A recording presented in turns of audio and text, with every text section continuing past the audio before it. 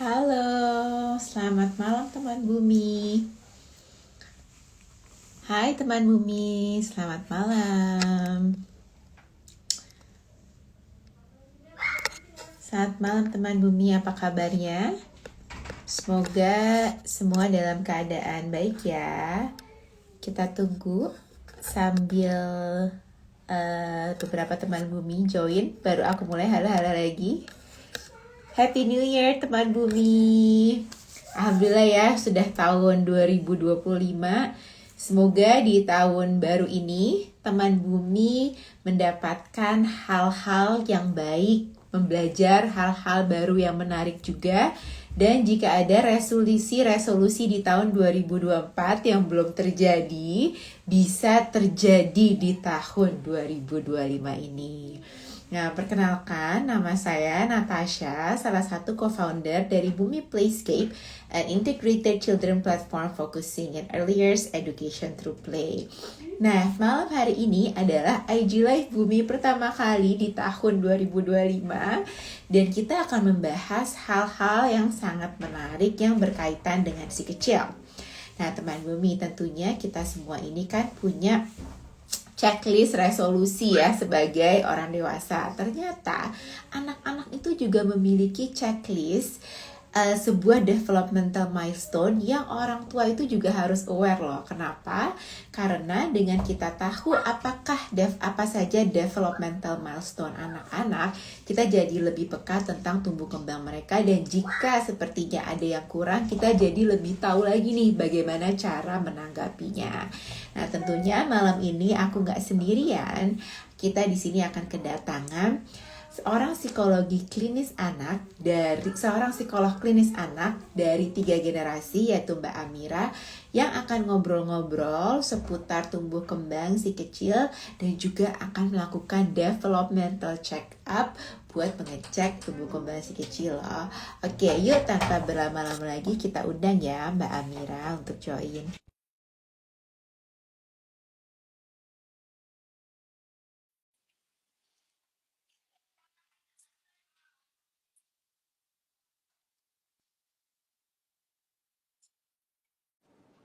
Halo, halo, selamat malam. Halo, selamat malam Mbak Amira, salam kenal ya. Salam kenal, Mbak Natasha. Thank you nih waktunya sudah berkenan untuk join di IG Live Bumi di malam hari ini. Dengan senang hati. Mungkin sebelum kita mulai bincang-bincang Bumi ini, Mbak Amira boleh perkenalan diri dulu ke teman Bumi? Boleh. Halo, selamat malam teman bumi. Namaku Amira. Aku merupakan seorang psikolog klinis anak dan remaja. Saat ini berpraktik di 3 generasi. Mungkin kalau mau ketemu di Kemang ya. Oke. Thank you nih introduction-nya. Oke, mungkin aku mulai dengan pertanyaan pertama yang sedikit juga ada sedikit introduction dulu gitu ya. Sebenarnya Mbak, boleh gak ceritain ke teman Bumi dari sisi psikologi perkembangan anak gitu ya? Developmental milestone itu apa sih artinya? Oke, jadi mungkin di kalangan teman bumi udah sering banget ya terdengar Mm, developmental milestone itu apa gitu. Mungkin kasaran-kasarannya juga udah kebayang gitu, tapi kita coba samain persepsi dulu ya. betul. Jadi sebenarnya developmental milestone itu sebuah marker atau penanda atau kita sebutnya sebagai accomplishment atau pencapaian Mm, gitu buat mm, anak mm, ya yang bisa menunjukkan bahwa kemampuannya itu berkembang gitu dari segi mm. motorik, kemudian juga dari segi kognitif, bahasa gitu. Nah, biasanya developmental milestone ini agar bisa kita observasi nih sebagai orang tua, kita lihatnya berdasarkan perilakunya. Nah, perilakunya itu munculnya secara berurutan. Jadi dia bentuknya sequence dari usia Mhm. 0 bulan dan seterusnya, dan munculnya itu di usia tertentu yang bisa di dalam tanda kutip bisa diprediksikan lah Mm. gitu. Mm-mm. Jadi developmental milestone ini termasuk dari psychological Betul. development, physical development, dan physical Mm-mm. itu juga termasuk misalnya motorik dan kognitif juga gitu ya, termasuk Mm-mm. language-nya juga gitu ya Mbak Betul, ya. betul, Oke, betul. nah eh, dari sebuah kapasitas seorang anak berkembang, developmental milestone yang paling cepat itu terjadinya dari umur berapa ke umur berapa sih Mbak? Dan Oke. biasanya tuh lebih ke aspek apa gitu? Apakah misalnya gini, dari umur 0 to 6 months itu lebih banyak yang berkembang dari sisi motorik dan kognitifnya gitu. Tapi nanti ketika dia mungkin sudah di atas 6 bulan itu nanti akan mulai tuh tumbuh psychological developmental milestones-nya juga. Pengen tahu aja sih kira-kira tuh dari segi kategori perkembangannya dan umurnya bagaimana? Oke. Jadi sebenarnya dari beberapa aspek developmental milestones itu mereka saling berkaitan Hmm, satu sama lain, Mbak. Berkaitannya juga berkaitan banget banget gitu. Jadi munculnya dan berkembangnya pun secara beriringan gitu. Tapi kalau kita mau ngomongin mana sih yang paling rapid atau paling cepat mm-mm, ya mm-mm. perkembangannya itu berada di sekitar usia 0 sampai 24 bulan. Jadi 0 Hmm. sampai 2 tahun gitu. Makanya itu tadi nanti developmental milestone ketika 0 sampai 24 bulan itu perlu dicek secara berkala Oke, gitu. jadi itu yang paling rapid ya. Ya bener juga sih dari mulai dia lahir sampai tiba-tiba jalan ya. Bener, Jadi itu kan bener. pasti kan paralel banyak banget yang berkembang untuk mendukung Bener. anak. Oke. Nah, eh, kira-kira Mbak ini kan sekarang kan banyak banget ya kalau kita misalnya googling gitu ya atau cari tahu tentang perkembangan anak, info perkembangan anak, info developmental milestone gitu online gitu. Tapi sebenarnya Mbak sebagai orang tua tuh yang paling baik yang bisa disarankan ketika kita ingin mengecek tumbuh kembang anak itu, kita melihatnya dari mana? Dari kemana sih Mbak gitu? Apakah kan pasti orang tua tetap ya ke DSA. Cuman kan tentunya kadang suka kita namanya juga di rumah pengen tahu, anakku barusan A nih, tapi masih 4 bulan itu dia beneran ngomong nggak sih gitu kan. Nah, ini tuh Mbak saranin kayak orang tua pengen mengecek developmental milestone itu kemana sih Mbak yang paling valid gitu ya ketika mereka belum bisa datang ke DSA gitu. Oke, jadi sebenarnya dari Kementerian Kesehatan itu udah punya alat screening gitu yang bisa Hmm, dipakai sama mama dan papa teman bumi di rumah. Nah, namanya itu adalah KPSP atau Kuesioner Pra-Screening Perkembangan. Nah, di situ selain ada developmental milestones-nya, biasanya juga akan tertera stimulasi-stimulasi yang bisa kita kasih nih ketika anak itu berada di usia tertentu. Nah, sekarang ini juga ada beberapa aplikasi-aplikasi. Nah, itu juga perlu kita cross check lagi hmm. aplikasinya sebisa mungkin dan disarankan adalah yang memang sudah terafiliasi dengan Kementerian Kesehatan dan IDAI gitu. Jadi KPSP-nya itu udah ditranslate menjadi aplikasi. Nanti biasanya kita tinggal masukin aja nih tanggal lahir anak kita. Nanti dia udah bisa trace di usianya dia sekarang berapa, kemampuan yang harusnya dia udah miliki apa, Hmm. kemudian juga stimulasi yang bisa dikasih di usia tersebut tuh apa gitu. Itu sih salah satu yang paling mudah diakses ya, Mbak Natasha. Dan memang ini ya kredibel ya. Betul. Oke. Nah, kalau untuk developmental milestone sendiri ya, Mbak, kira-kira antara anak laki-laki dan anak perempuan itu perbedaan yang sangat-sangat jelas itu apa Nah, sih, Mbak? ini menarik sih karena kita mungkin sering denger ya Mbak Natasha kalau anak perempuan tuh ngomongnya lebih cepat, Itu anak semua laki-laki jalannya ngomong lebih gitu cepat, ya, ya ya, kan ya, ya? ya, ya. Bener, Ya, bener, betul, bener. betul, betul. Nah, tapi sebenarnya ternyata ya Mbak, kalau berdasarkan penelitian pun sampai sekarang masih jadi perdebatan nih sebenarnya ada perbedaan signifikan atau enggak sih di antara developmental milestones di anak perempuan dan Hmm. anak laki-laki gitu. Nah, sejauh ini temuannya sih kalau untuk motorik kasar itu ternyata malah nggak ada perbedaan yang signifikan Mbak gitu. Nah, sementara kalau untuk perkembangan bahasa dan motorik halus itu ada penelitian yang menunjukkan bahwa di usia 2 sampai 3 tahun itu kemampuan bahasa dan motorik halus anak perempuan itu lebih baik dibandingkan sama anak Sorry, di laki-laki. umur berapa tadi, Mbak? 2 sampai 3 tahun. Oh, oke. Tapi sebenarnya nggak perlu khawatir juga karena ternyata nggak jauh dari itu di usia 5 sampai 6 tahun ya akhirnya kemampuan mereka pun sama aja gitu. Oke. Jadi jadi untuk perbedaan yang signifikan sih sejauh ini mungkin nggak terlalu kelihatan gitu ya Mbak ya. Mungkin Hmm, secara hmm. mata kadang kita suka dengar tapi sebenarnya uh, kita masih bisa kok pakai range usia yang memang ada di developmental milestones yang biasanya kita pakai gitu.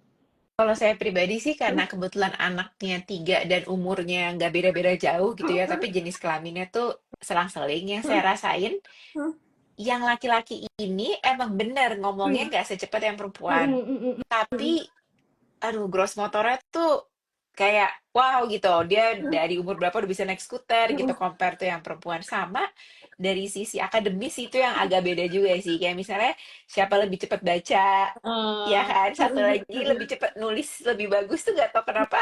Ya mitos-mitos itu tuh Iya. suka ada benernya juga, tapi mitos-mitos apa lagi sih Mbak yang kadang tuh suka bikin dirimu kayak ini bener tapi salah ya, tapi gak ada, ini mitos gitu, dalam sisi tumbuh kembang anak. Nah, mungkin ini ya Mbak, berkaitan sama stimulasi dari lingkungan gitu. Jadi sebenarnya Ah, ini in a way mitos, tapi sempat diteliti juga, tapi akhirnya dibantahkan bahwa kenapa anak-anak perempuan tuh ngomongnya lebih cepat, terus kenapa anak laki-laki tuh sering ditemukan motorik kasarnya lebih cepat terstimulasi, itu karena mainan yang mereka pakai, mainan yang mereka gunakan. oh Kalau kita gitu. lihat, iya benar. Kalau kita lihat tuh kan emang biasanya anak laki-laki ya mainnya yang lebih physical gitu, main bola, lompat-lompat Iya, segala macam. Sementara kalau anak perempuan duduk, role play, main boneka iya gitu, yang lebih betul. melatih bahasanya Pretend mereka play gitu. gitu kan ya.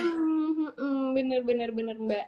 Nah, tapi Hmm, ternyata balik lagi itu ternyata mitos gitu. Itu ternyata terbantahkan gitu bahwa ya akhirnya developmental milestone pada anak perempuan dan laki-laki itu kurang lebih sih eh, sama. sama lah, similar gitu. Oke, oke. Nah, tadi kan udah ada. Nah, sekarang kita tuh di tahun 2025 ini ya, mumpung masih hangat nih, akan ada sudah ada generasi baru ya untuk yang lahir kemarin di tanggal 1 gitu ya, kan generasi beta gitu namanya.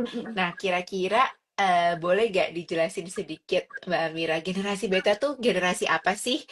Terus kan tentunya setiap generasi itu ada perubahan-perubahan yang sangat signifikan ya. Contohnya kayak aku nggak tahu deh kalau Mbak Amira suka baca tentang sekarang tuh concern terbesar adalah phone based childhood gitu ya. Compare tuh dulu tuh zaman zaman millennials itu play based childhood. Nah, ini gimana lagi nih anak-anak generasi alpha dan beta di mana literally kayak everything sekarang udah digitalized gitu. Nah, itu akan mempengaruhi nggak sih Mbak dengan developmental milestones mereka gitu. Boleh dong di-share nih, pasti insight-nya banyak Oke, deh soal generasi ini baru ini. juga, bener sih Mbak, ini seru banget karena aku juga jadi tracing nih kalau misalnya dari sekarang tuh dibandingin sama generasi-generasi dulu itu ada perbedaannya nggak sih Hmm. berkaitan sama developmental milestone gitu. Nah ternyata tuh ada penelitian Mbak yang benar-benar neliti tracing anak-anak yang lahir dari tahun 1992 sampai 2021 Hmm. itu udah melewati generasi alpha ya, berarti udah ngelewati Gen Z, Dan ngelewatin Gen kalau Y. 92 tuh udah nggak millennials ya. Iya, Oke. Gen Y, Gen Z, generasi Y. Gen Y, Gen Z Gen Z sama Alpha. Alpha. Iya, iya, iya, iya. Iya, iya. Nah, ternyata kalau dilihat dari aspek motorik kasarnya itu ternyata emang ada perbedaan yang cukup signifikan Ah, gitu oh dari ya. antar generasi ke generasi. Tapi Oke. dan uniknya ada yang decreasing alias uh, kemaju apa ya, perkembangan motorik kasarnya tuh mundur. Misalnya dia baru mulai tadinya mulai di range usia yang lain baru bisa jalan di usia sekian, di generasi tertentu itu di usia yang lebih tua lagi gitu. Ada juga kadang malah lebih maju gitu Mbak. Oh, wow. Hmm, hmm, hmm. Jadi teknologi and environmental situation tuh ternyata effect ya ke developmental milestone ini ya. Oke, so Betul jadi banget. buat si generasi beta ini kira-kira ekspektasinya gimana nih Mbak? Apakah mereka akan baca lebih cepat atau misalnya mereka akan ngomong lebih cepat lagi, atau gimana sih? Udah ada belum nih kira-kira dari eh, psikologi risetnya lah gitu. Nah, kebetulan ya karena gen beta ini baru banget ya, berarti mulai lahir di usia, berarti baru banget, berarti Baru baru di banget. bulan ini dia masih 0 bulan Iya, ya, iya, gitu. iya, iya, iya, Nah, iya. nah mungkin kita bisa kayak take into consideration faktor-faktor dari lingkungan. Tadi Hmm, juga Mbak Natasha sempat tanya ya, hmm. apa lingkungan society itu pengaruhnya besar nggak sih ke perkembangan anak? Jawabannya adalah besar banget gitu. Karena tadi benar kata Mbak Natasha kalau kita berkaca ke Gen Alpha, mereka udah lahir dalam keadaan teknologi itu udah sangat amat perkembangannya sangat maju. Kemudian juga sempat ada pandemi yang nggak boleh kita lupain Betul, juga ya, betul. efek banget perkembangannya mereka. Nah, di generasi beta ini ada tambahan teknologi baru. Mereka lahir dalam keadaan AI itu udah ada gitu. Ya kan, Mbak? Ya kan? Mhm. Nah, itu mungkin akan mempengaruhi kemampuan kognitifnya mereka gitu.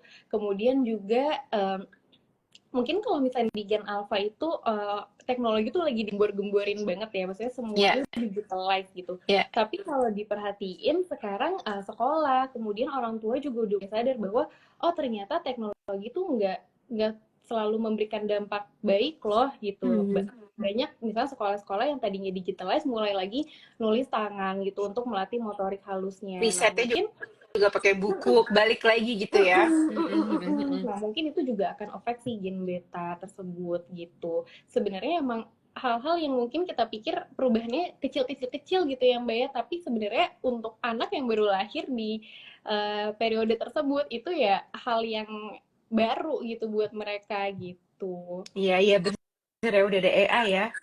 Bener AI sama Wah, ini sih Mbak, sekarang kan kayak kalau misalnya kalau kita perhatiin ya orang tua udah mulai eh, lebih aware terkait dengan perkembangan betul, anak, kemudian juga betul. informasi sangat mudah untuk diakses gitu. Jadi ya harapannya perkembangan anak yang mulai dari dia lahir sampai nanti dia dewasa itu akan lebih tetap tetap termonitor gitu Hmm, ya. Jadi anak-anaknya akan tumbuh dengan sehat dan bahagia gitu. oke. Nah, em, tadi kan udah dibahas nih ya pertanyaan nomor 7 bahwa memang ada ya developmental milestone perbedaan di setiap generasi yang tadi terpengaruhi oleh environmental condition gitu.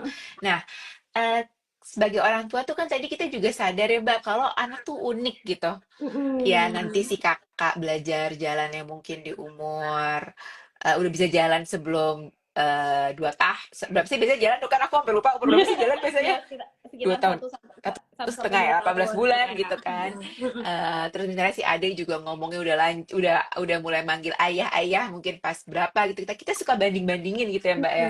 Nah cuman developmental milestone among siblings nih antara kakak beradik itu apakah bisa beda sekali dan apakah itu tuh seperti genetik gitu Mbak. Jadi misalnya gini, oh ya udah pasti nih ini anaknya si Amira karena kakaknya ngomong umur 9 bulan pasti kakak beradiknya tuh bakal gitu semua gitu. Atau itu again tidak terpengaruhi oleh faktor genetik at all. Itu lebih ya memang setiap anak sudah akan berkembang sesuai dengan caranya masing-masing Hmm. gitu.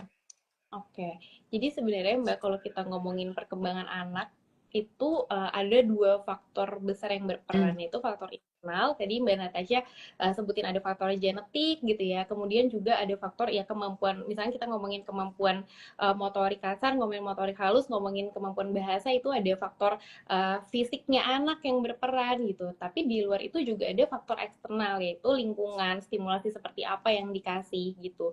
Jadi walaupun siblings gitu ya, in a way genetik mungkin akan berperan, tapi stimulasi yang dikasih ke tiap anak, misalnya ke kakak, ke Hmm. adiknya lagi, itu juga mungkin akan berbeda-beda ya Mbak ya. Jadi itu tentunya tuh akan mempengaruhi developmental milestones-nya si kakak dan si adik-adiknya gitu. Gitu sih Mbak. Oke, oke, oke. Jadi belum tentu sama apa. Biasanya kan ada perbedaan yang tentunya pemberian stimulasi anak 1 sampai 3. Mungkin anak pertama dianterin terus ke kelas sensori. Bener, bener Anak ketiga banget. didiemin dengan beras di dalam baskom gitu Iya, kan. Ada. bener banget sih Mbak Jadi itu. itu juga sebenarnya faktor yang tadi ya lingkungannya bisa sangat mempengaruhi gitu. Oke. Betul. Nah, terus selanjutnya Mbak mau tanya juga, mungkin boleh di-share gitu ya, karena memang kan di bumi itu kita itu kan bisa dibilang sweet spot atau misalnya umur berapa sih anak-anak yang main ke bumi itu rata-rata tuh biasanya mulai dari 2 sampai 6 tahun gitu ya. Hmm. Mungkin boleh nggak dibahas sedikit developmental milestone yang sangat penting di umur-umur ini dibagi-bagi dari different categories gitu, Mbak. Oke. Jadi mungkin kita lihat dari motorik kasar gitu ya. Kalau untuk usia 2 tahun, ini juga kadang-kadang suka agak kelupaan nih Mbak Natasha Hmm, karena biasanya kan di usia 2 tahun kayak oh disuruh lari, oke, all done gitu. Jadi mm-mm. nggak ada stimulasi lagi ya, stimulasi ekstra lagi yang bisa yang dikasih gitu.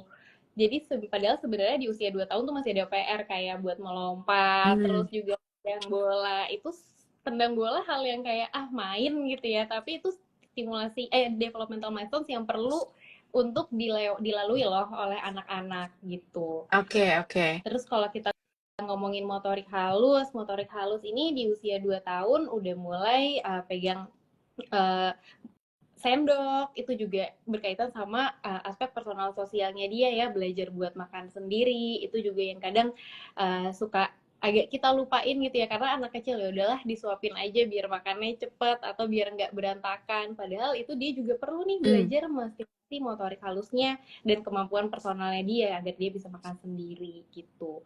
Terus kalau kita ngomongin bahasa, biasanya di usia 2 tahun udah bisa mulai udah menyebutkan kata ya, walaupun kadang mungkin ada pronunciation yang masih belum jelas, tapi selama katanya itu uh, digunakan secara konsisten untuk melabel benda yang sama gitu, itu um, masih nggak apa-apa gitu, tapi harus tetap distimulasi gitu. Hmm. Kalau kita ngomongin apa? Oh, udah empat-empatnya. Nah, yang paling penting untuk distimulasi itu 3 hal ini sebenarnya, motorik halus, kemudian juga kemampuan Mm-mm. bahasa, dan juga personal dan interaksi sosialnya anak gitu. Itu kan 2 tahun ya, Mbak. Iya, kira-kira Ya. kalau kita naik kalau kalau anak tuh udah mulai yang kan kita suka lihat anak tuh ada individual players, ada yang mereka sudah mau mulai main bareng. Mungkin itu berarti kemampuan sosial ya tulisnya Betul, ya. itu Oke, kemampuan sosial ini tahapan ini ya, tahapan tahapannya apa ya. bermainnya anak ya. Mm-mm.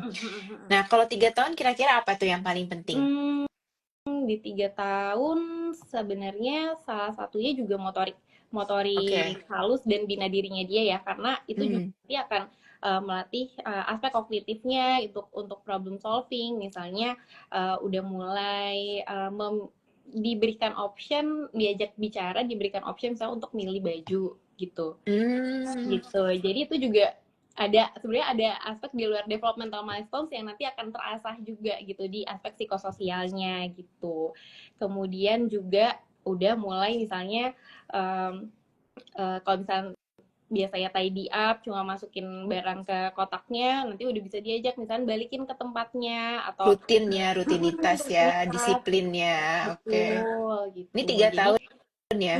jadi Hmm. setelah dia eksplorasi ya di masa 2 tahun ke bawah menggunakan sensori motornya, nah dia di 3 tahun udah mulai tuh belajar bahwa ada rules yang harus dia ikutin gitu. Jadi di umur 3 tahun tuh udah mulai ada beberapa disiplin lah ya yang sepertinya sudah bisa mulai kita kasih tahu ke positif disiplin ke anak-anak ya. Oke.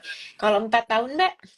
4 tahun biasanya kalau di Indonesia ini udah mulai masuk sekolah Udah ya, berarti biasanya apa tuh? K1 ya? K1 ya? Kewan, bener. Nah, berarti di situ kita juga harus bekalin anak misalkan buat bantu dirinya tuh udah harus makin maksimal, Hmm. misalnya udah potty train, ya udah toilet train gitu. Atau kalau misalkan ketika dia butuh sesuatu, dia udah belajar untuk bilang itu ke orang yang asing gitu, mungkin nanti ke gurunya atau ke orang lain yang dia temukan di sekolah, misalnya dia butuh ke toilet atau misalnya dia perlu minum gitu. Jadi interaksi sosialnya tuh bisa diasah banget di usia 4 tahun tersebut gitu. Hmm. Meskipun itu juga bisa dilatih di sebelum-sebelum usianya ya gitu. Tapi itu merupakan salah satu yang penting untuk di usia 4 tahun. Jadi Kemudian juga interaksi sosial ke lingkungan di luar lingkungan rumah ya. betul. Kemudian juga karena kalau misalnya kita anak masuk TK, mungkin ada beberapa TK-TK juga yang mengharapkan anak misalnya untuk duduk dalam waktu yang cukup lama Hmm. gitu ya. Jadi di situ udah mulai apa namanya selain diterapkan rules, tapi juga diharapkan motorik kasarnya ini udah cukup berkembang ya, Mbak Natasha gitu. Jadi dia udah nggak lagi seeking for sensation gitu Hmm. untuk menggerakkan tubuhnya gitu di waktu-waktu dimana dia emang harus duduk. Terus juga motorik halus itu juga lebih advance biasanya kalau udah di usia itu udah mulai ke Hmm. pre-writing, jadi udah mulai kegiatan-kegiatan motorik halus yang lebih kompleks, misalnya kayak meronce, kemudian juga udah mulai belajar pakai Empat gunting gitu. tahun nih ya. Mm-mm, Mm-mm. mm-mm. Udah mulai belajar Misalnya yang tadinya mewarnainya pakai cat atau pakai spidol, udah mulai pegang pensil untuk mewarnai Hmm, gitu. Kalau oke. Terus 5 tahun, Mbak. 5 tahun itu juga sebenarnya kurang lebih sama ya, sama 4 4 5 tahun sih sebenarnya kurang lebih sama sih Mbak, Hmm, karena ya itu bekalnya dia masuk ke TK, nanti kalau dia di 5 6 tahun bekalnya dia masuk ke masuk SD ke SD. nanti Nah, iya 5 6 gitu. tahun ya menurut aku lumayan lumayan banyak perkembangan ya. Mm-mm. Maksudnya dari aspek sosial sih ngelihatnya. Kalau yang dulu mungkin 4 tahun tuh mungkin masih jarang cerita soal temennya. Mm-mm. Tiba-tiba pas 5 6 tuh cerita gitu banyak tentang temennya. Terus udah mulai minta playdate ya. Dulu kan kayaknya mungkin cuman ya dia cuma punya satu sahabat, dua sahabat. Tapi sekarang tuh kayaknya udah kepengen punya group of friends. Itu bener gak sih Mbak aspek perkembangan 5 6 tahun ini? Iya, nah itu sebenarnya berkaitan sama interaksi sosial dan Hmm, berkaitan sama tahapan bermainnya anak, ya kan Mbak ya. oke, oke. Nah, jadi di usia itu, di usia 5 6 tahun itu, oh gini-gini, kalau misalnya biasanya di bawah usia 4 tahun, mungkin anak kelihatannya main bareng, tapi sebenarnya Sendiri-sendiri. mereka tuh main sebelahan aja, Heeh. tapi sendiri-sendiri gitu. Apa tuh namanya? Tunggu. Paralel ya, Parallel parallel play. Yes, play. yes, yes, yes. Nah, kalau di usia 5 tahun, mereka udah coordinated. Jadi mainnya tuh udah bersama, udah ada aturannya, udah ada taking Hmm. turns-nya Hmm, gitu. hmm, hmm, Makanya hmm. jadi rasanya lebih connected gitu ya secara interaksi sama temen-temennya gitu.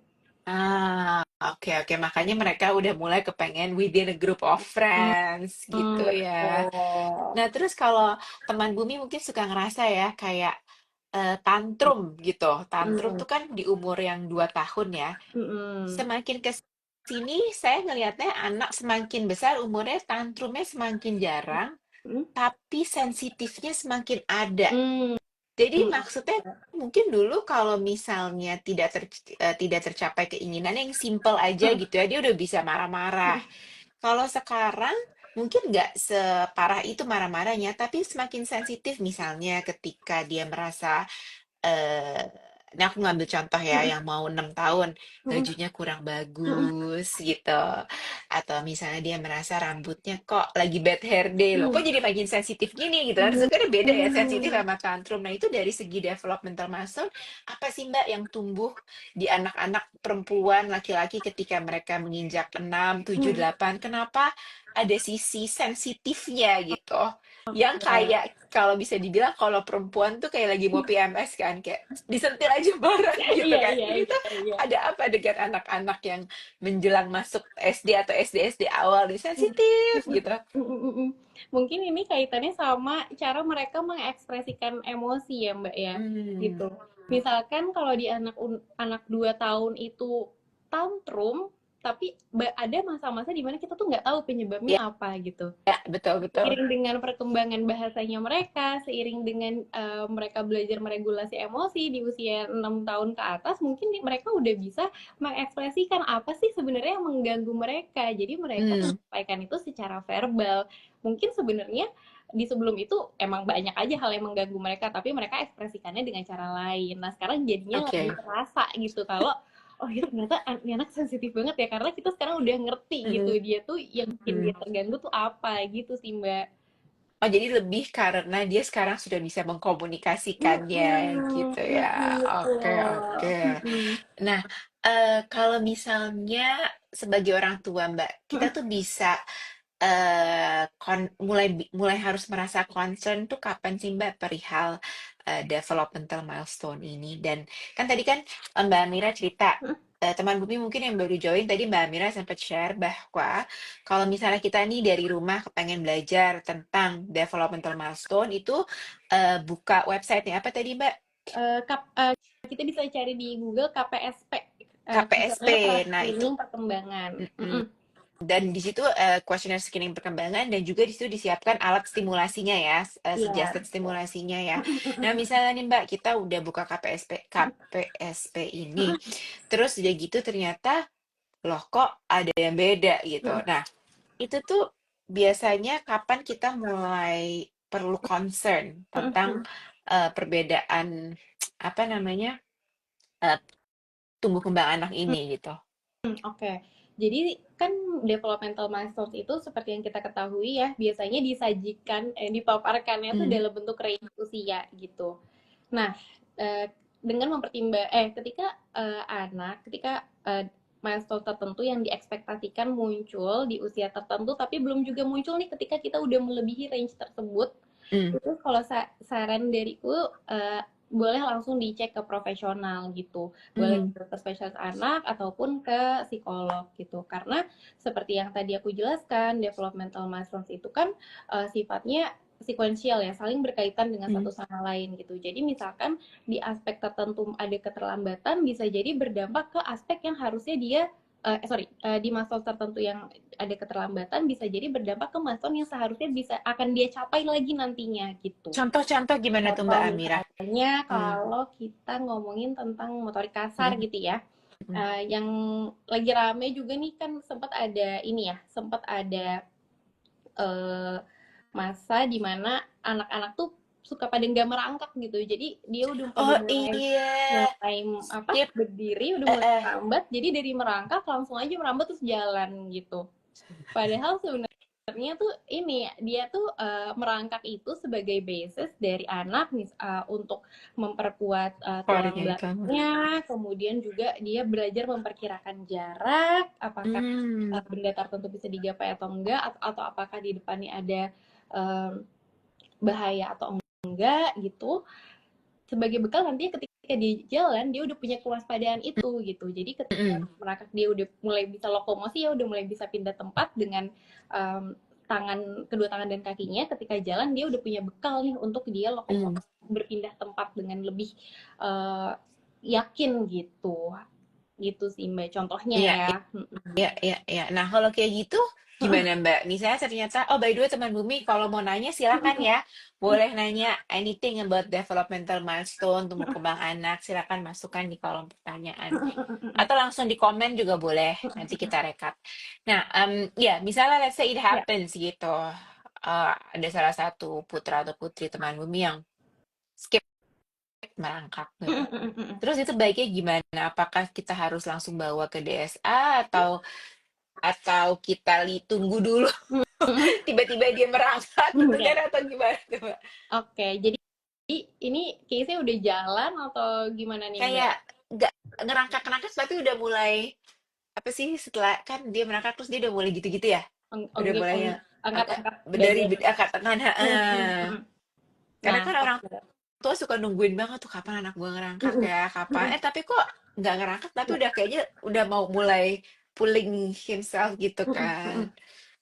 Nah, itu bisa dicek juga nih Mbak, Hmm. kira-kira udah misalnya dia udah melewati udah melewati range usia yang diharapkan untuk anak mulai merangkak gitu. Nah, itu boleh banget sih Mbak langsung dicekin aja gitu. Karena yang tadi Hmm. ada sequential prinsip developmental milestones yang berurutan sequential, dan ada juga misal terlebih jika pemeriksaannya itu ternyata memang membutuhkan intervensi dalam bentuk terapi misalnya atau bantuan khusus lainnya, dampak jangka panjangnya itu akan jauh lebih positif apabila intervensinya itu diberikan sedini Hmm. mungkin gitu.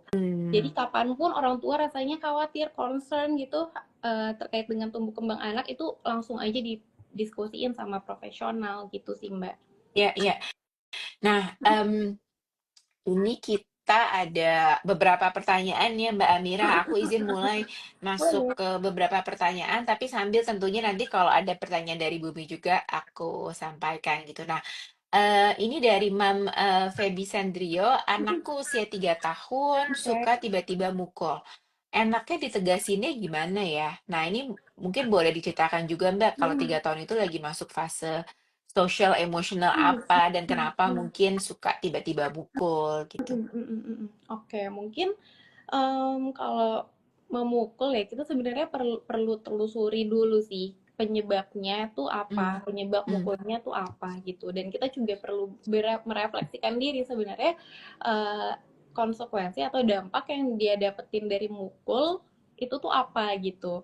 Itu sebenarnya perlu ditelusuri dulu gitu. Tapi yang jelas di usia 3 tahun ini kita udah bisa membuat peraturan gitu bahwa menyakiti diri sendiri maupun menyakiti orang lain itu is a big no-no gitu, hal yang sama-sama tidak diperbolehkan gitu. Nah, ini sebenarnya masih general banget ya. Mungkin kalau buat mama siapa tadi Mbak, sorry? Mbak Mama Feby.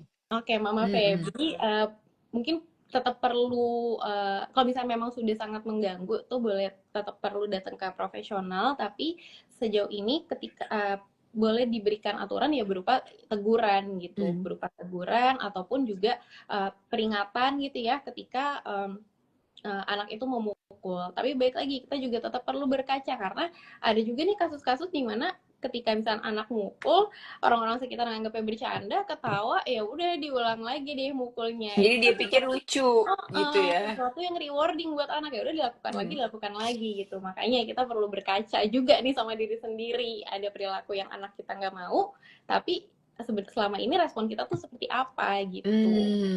Hmm, Tapi sebenarnya anak itu juga maksudnya kan what they see sometimes what they do gitu ya Mbak. Ada gak sih Mbak Betul. kejadian misalnya anaknya jago apa cerewet ngomong itu karena ibunya di rumah tuh kok terus gitu, atau misalnya kayak anaknya terlalu diem itu juga karena misalnya orang tuanya ya jarang berkomunikasi, jarang ngajak dia komunikasi gitu ya. Apakah bisa Mbak development milestone-nya tuh quote and quote sangat terefek dengan apapun yang terjadi saat itu gitu. Oke. Sorry, kebiasaan, Mm-mm. kebiasaan di rumahnya Mm-mm. gitu. Oke, nah sebenarnya kebiasaan-kebiasaan yang kita lakukan itu quote and quote menjadi stimulasi buat anak, Oh, ya kan ya Kak ya? Ya pantes. kan? Oke, oke, Heeh. oke, Nah oke, jadinya oke. itu kenapa? Mungkin ya kita suka lihat, oh anaknya banyak yang ngomongnya oh sama kayak mamahnya ya, karena mamanya emang ngajak ngomong terus di rumah, ngajak ngomong itu kan stimulasi buat anak. Beda lagi kalau misalkan anak ya, oh diem banget, sama kayak mama papanya ya, karena mama papanya nggak banyak ngajak interaksi gitu, jadi anaknya mungkin nggak terstimulasi secara optimal, makanya Hmm. kemampuan bicaranya mungkin ya beda sama anak-anak yang di rumah terus-menerus distimulasi secara kita nggak sadar gitu. Jadi emang harus lebih cerewet ya Iya, Mbak ya, kalau misalnya menjadi benar, orang benar, tua benar itu. sih Mbak. Apalagi kalau misalkan anaknya udah mulai bisa babbling, udah bisa menyebut kata, itu kalau bisa setiap hari kita ucap deh semua kata yang kita bisa gitu, walaupun harus minum banyak ya Iya, akhirnya. iya, dan harus berhati-hati juga ya, karena mereka bisa niru gitu Betul, kan. betul Oke, oke. banget. Nah, pertanyaan selanjutnya dari si 4AY. Mm-mm. Mbak Amira, link KPSP-nya, keywordnya apa ya Mbak? Gitu. Oke, nah sebenarnya Kak ada aplikasi gitu sih Mbak, boleh nggak ya di-share? Heeh. Aplikasi ya, boleh sih saya, Oke, nggak apa-apa sih. oke, oke. Nah sebenarnya jadi ada aplikasi yang memang dibuat oleh Kemenkes, namanya Primaku, Mama dan Oke. Papa. Mm-mm.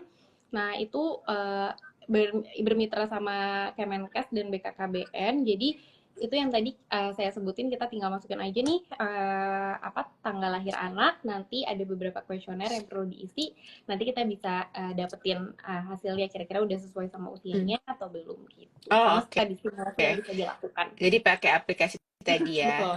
Oke. Itu juga termasuk kayak stimulasinya ya Mbak? Oke. Oke. Lalu pertanyaan selanjutnya, sepertinya aku kelewat nih tumbuh kembang anak 1 sampai 2 tahun, anak saya usia 15 bulan, masih fase merambat dan belajar berdiri sendiri, belum bisa jalan. Apakah termasuk terlambat dan juga belum panggil mama? Oke, waduh, mungkin kalau itu kan ini banget ya, apa namanya, detail banget ya, Mama. Aku perlu, mungkin perlu pemeriksaan yang menyeluruh Iya, atau mungkin malah iya. bisa cek di Primaku itu ya, untuk Oke. cek apakah dia memang termasuk terlambat atau enggak gitu. Karena ada beberapa aspek nih ya, ada motoriknya, kemudian Hmm. juga ada komunikasinya, ada bahasanya gitu ya. Oke, nah kalau untuk tumbuh kembang bahasa nih Mbak, oh sorry, maaf, aplikasi apa tadi namanya? Suara agak kecil. Ada yang nanya Mbak, aplikasi apa tadi? Heeh. Namanya Primaku.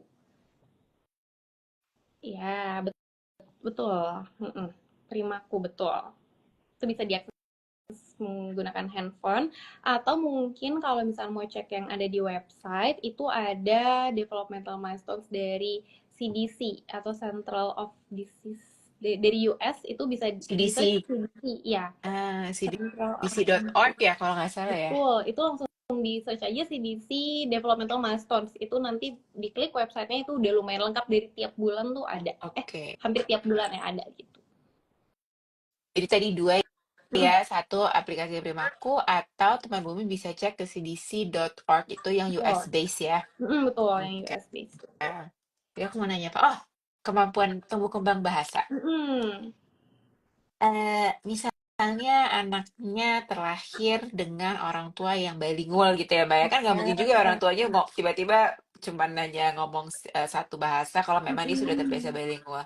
Itu sebenarnya gimana sih, Mbak? Itu ada plus minus ya. Kalau dulu saya baca ya katanya harus anaknya di awal dengan bahasa i- apa mother tongue ya atau Betul. benar-benar bahasa ya bahasa ibu gitu kan. Mm-mm. Tapi apakah nggak apa-apa kalau misalnya memang orang tua sudah terbiasa ya kita Inggris Indonesia ini mungkin yang paling lazim gitu ya, yang paling banyak gitu. Atau sebenarnya kalau untuk mendukung tumbuh kembang bahasa yang baik, lebih baik satu bahasa dulu di awal. Oke.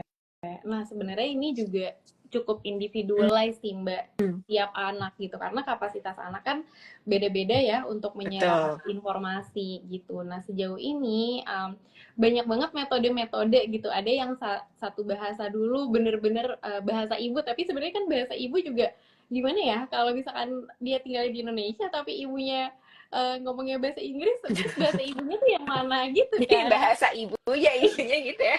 Iya, benar bahasa ibu siapa gitu, ya kan ya Mbak. Nah, jadi sebenarnya masih agak tricky juga. Ada juga metode yang satu parent satu Hmm, bahasa gitu. Jadi kalau misalkan bicara sama mama misalkan full Indonesia, terus bicara sama papa full English gitu, hmm, nggak boleh ditukar. Itu juga ada gitu. Nah, tapi baik lagi itu sebenarnya tetap individualize banget sih Mbak. jadi tergantung juga ya. Bener tergantung sama anaknya gitu. Ada yang works untuk ya mama papanya ngobrol biasa aja sama dia pakai bahasa apa aja gitu yang Hmm, bisa hmm, dia hmm, denger hmm, gitu. hmm. Ada juga yang oh mungkin ada misalnya ada hambatan nih untuk bicara dia, makanya dicoba lah metode lain Hmm, gitu, yaitu bukan hmm, pakai hmm. satu bahasa dulu full gitu. Ada juga anak yang misalnya dia misalnya mamanya kadang ngomongnya Spanyol gitu ya, papanya kadang ngomongnya Jerman, tapi mereka tinggalnya di uh, US gitu kan, itu bahasanya beda-beda semua, kayak nggak Betul, mungkin itu lebih dong tiba-tiba. beda-beda lagi. Nah, itu lagi, itu juga, itu dia Mbak gitu. Jadi ya itu tetap individualize banget sih Mbak kalau buat tiap anak belajar bahasa itu. Oke. Nah, terus pertanyaan selanjutnya mungkin yang pasti tidak bisa dipungkiri, anak-anak generasi alfa gitu ya, ataupun sekarang generasi beta itu kan sepertinya lebih cepat terpapar dengan gadget. Sorry.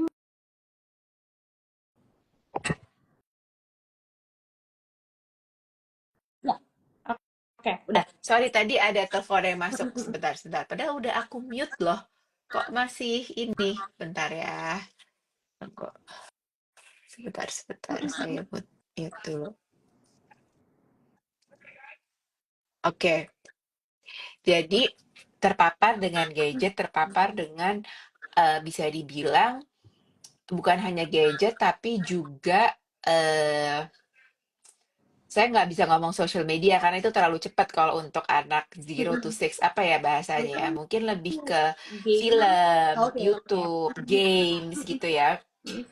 Itu nggak bisa dipungkiri deh. Sudah pasti akan Oh. lebih cepat dibanding zaman kita. Mungkin kita bedanya pun jauh ya. Cuman pasti kita nggak secepat itu gitu dulu em, bisa akses gitu. Nah, in your most honest opinion ya, gitu.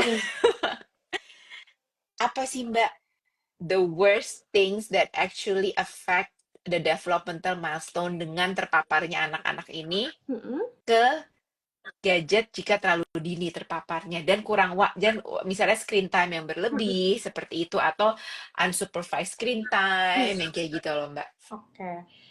Nah, mungkin karena ada gadget ya, sebenarnya sayangnya adalah jadi mensubstitusi waktunya anak yang biasanya Hmm. generasi yang lain tuh dipakai buat kegiatan yang lebih bisa menstimulasi dirinya gitu. Misalnya Betul. kayak main keluar sama temen-temennya, atau misalkan ya pakai barang yang ada di rumah deh buat berkegiatan, atau berinteraksi sama orang-orang di sekitar, atau ya udah misalkan ada worksheet atau lembar mewarnai, dia jadi mewarnai. Nah itu semua tuh sayangnya ketika tidak disupervisi itu jadi digantikan oleh screen Hmm. time.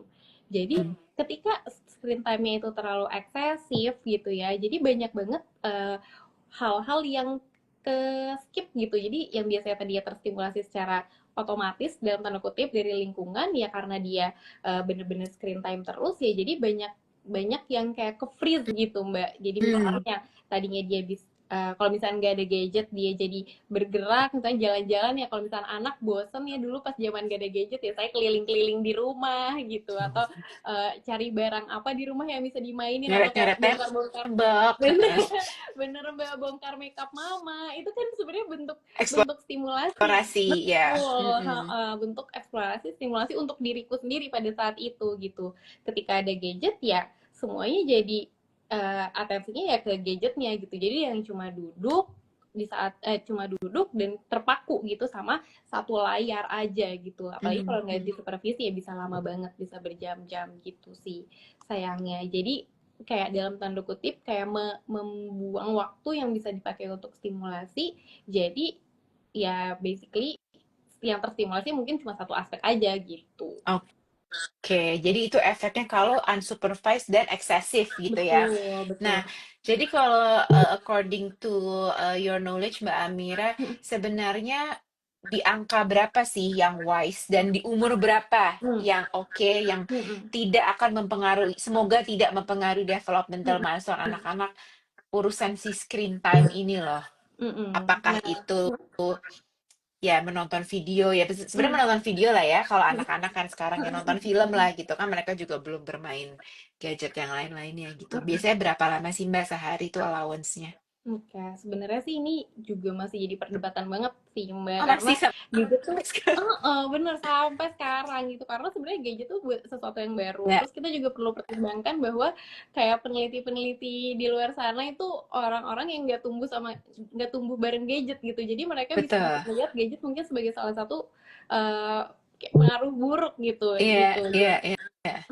Nah, jadi tuh kalau untuk jamnya sejauh ini tuh belum ada exact time gitu ya. Mhm. Begitupun dengan usianya tuh usia berapa gitu. Tapi ya mungkin kita sebagai orang tua bisa memperkirakan lah sekiranya tidak berlebihan, dan yang paling penting adalah disupervisi dan ditemani gitu. Hmm. Jadi ketika anak itu masih sekiranya ya masih usia 0 sampai 6 tahun pun bahkan gitu ya, eh, menggunakan gadget itu sebisa mungkin selalu ditemani gitu. Jadi ketika apapun yang mereka lihat, kita lihat juga, dan kita bisa sambil em, apa namanya mengajak interaksi gitu ke anak. Jadi ketika dia lagi nonton, oh kita misalnya di usia 2 tahun ke bawah ya, kita bisa sambil lihat, oh di sini ada binatang ya, misalnya oh ada jerapah, itu jerapah Hmm. jerapah warnanya kuning dan orange gitu. Jadi interaksinya tetap ada, mereka pun tetap belajar gitu ya dari kita gitu.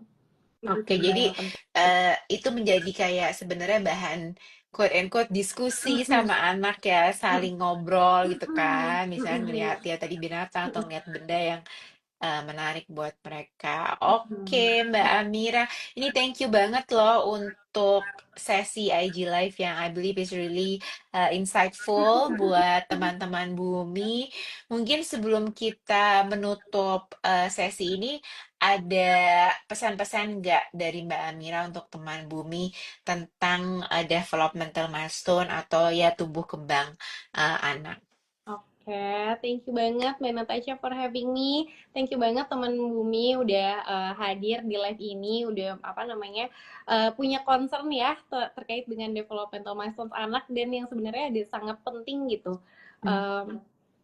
Sangat penting untuk perkembangan tiap anak gitu. Jadi kalau misalkan ada concern ya, concern orang tua tuh tentunya valid gitu, ada kekhawatiran tertentu terkait perkembangan anak, langsung aja dicek ke profesional gitu sih Mbak. Oke, thank you Mbak Amira. Dan tentunya kalau misalnya bisa ketiga generasi juga ya Mbak ya, jika ada Betul. concern nih tentang tumbuh kembang anak gitu. Oke, thank you so much Mbak Amira. Sip, Semoga thank you tahun 2025-nya ini ya penuh hal-hal baik dan hal-hal baru yang menyenangkan. Amin. Thank you banget for having me, Mbak Thank Natasha. you teman bumi sudah menonton IG Live malam ini dan untuk pertanyaannya juga thank you so much. Sampai ketemu di bincang-bincang bumi selanjutnya ya. Selamat malam. Bye.